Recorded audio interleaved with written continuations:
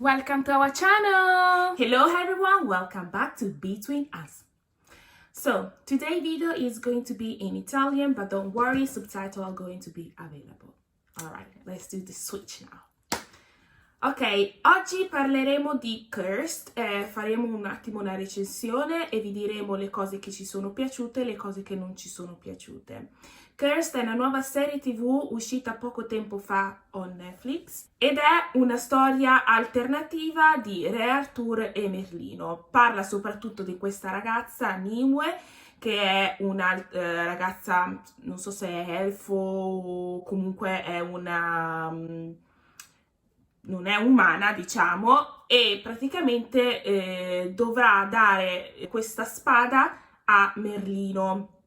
E ovviamente lì c'è la storia dove lei incontra anche Arthur, dove incontra Morgana, insomma molti personaggi che sappiamo che ci sono nel libro nella storia di Re Arthur. E noi abbiamo fatto un trailer reaction about Cursed e sinceramente mi è sembrato molto diverso da quello che avevo pensato, specialmente come la sceneggiatura, perché noi pensavamo che fosse molto più come lo Hobbit o The Witchers, ma secondo me quei film lì o movie hanno messo un po' più di scene computerizzate, secondo me. Esatto, mentre queste qui erano molto più reali, no? Quindi si vedeva che era molto più...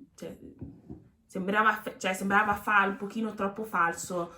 Sembrava low budget come sceneggiatura. Esatto, quindi anche come la disposizione magari delle spade o magari degli alberi sembravano un po' troppo pensati, no? Tipo mettiamo questo albero qua, proprio così, cioè...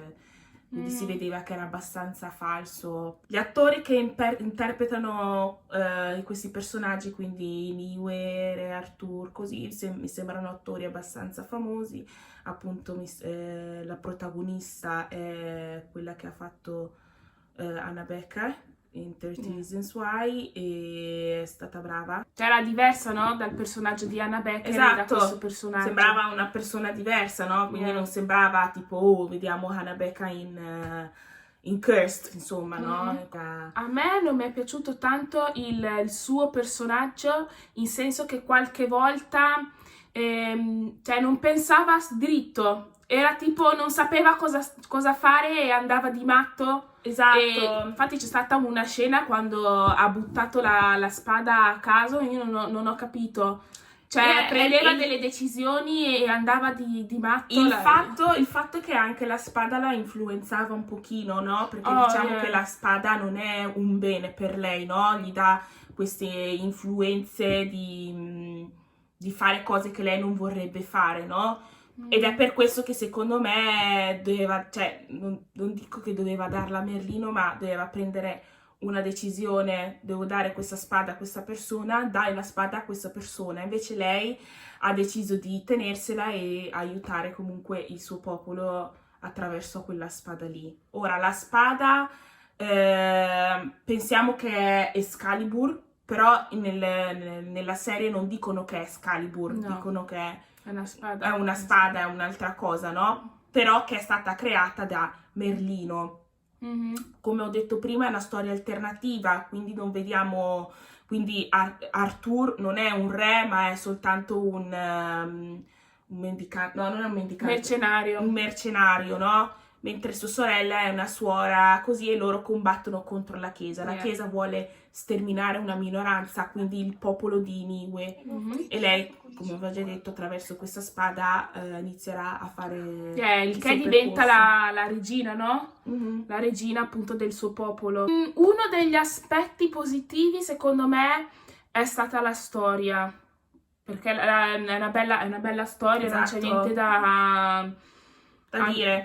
Se vi piace una storia del genere o qualcosa easy to watch, secondo me potete guardarlo. Ed è qualcosa che noi non abbiamo mai visto, una storia di Re Arthur completamente diversa, no? Quindi è interessante vedere i diversi personaggi, no? Che ruolo fanno, che ruolo interpretano.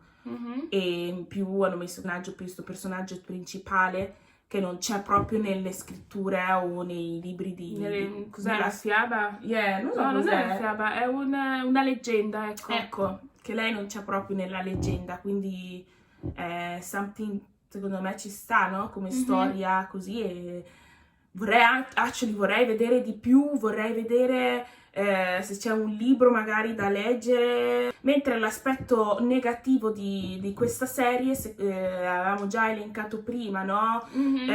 Lei che non si fidava troppo delle persone e si è attaccata troppo a questa spada, perché la spada l'ha influenzata negativamente nelle sue decisioni, ha iniziato a fare cose un po' discutibili, insomma. Secondo me anche molti personaggi erano un po' selfish, diciamo, no? Perché Re Arthur si è preso la spada, non ha combinato niente, anche Morgana, non so perché, è andata, dov'è che è andata? In quella grotta lì, Sì, anche lei ha acquisito questa specie di potere, non so, e appunto c'era anche questa ragazza che appunto voleva uccidere Nimue, e anche lei non capisco come non hanno fatto, cioè come non l'hanno vista. Esatto. Lei si è nascosta, non si è nascosta, era lì in bella in vista, non se ne sono accorti, no? Questa ragazza era appunto una ragazza che faceva parte anche lei delle suore, e appunto nessuno l'ha scoperta, a me sembra una cosa strana, era lì, come fai a non vederla? Era con la massa,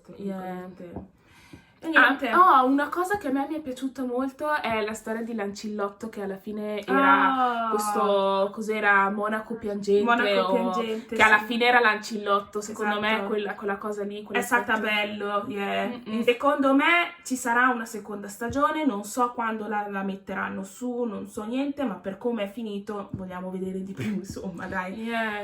Esatto. Bene, siamo arrivati alla fine di questo video. Ricordatevi di subscribe, share, comment and like this video. Bye!